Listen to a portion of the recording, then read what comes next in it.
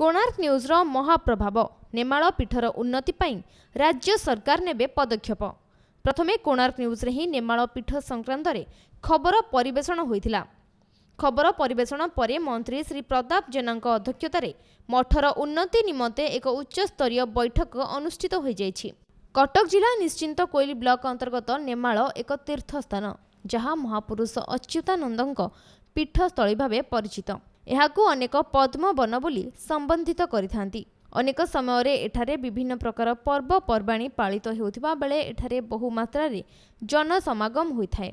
यह बहु दिनरू अवहेलित होई पड़ी रहितिबा बेले आम कोणार्क न्यूज़ रे ए बाबदरे खबर प्रसारण होइथिला। परे उक्त पीठर विकास संपर्क में गृह और नगर उन्नयन मंत्री श्री प्रताप जेना अध्यक्षतार एक उच्च स्तरीय बैठक अनुष्ठित हो जाइछि। पीठरे यथाशीघ्र समस्त प्रकार उन्नतीकरण सहित रक्षणाबेक्षण पाई समस्त व्यवस्था ग्रहण कराजिबा नै सूचना दैछन्ति मंत्री श्री प्रताप जेना। निश्चिंत कोइलीरू स्वदेश रंजन रिपोर्ट कोणार्क न्यूज़।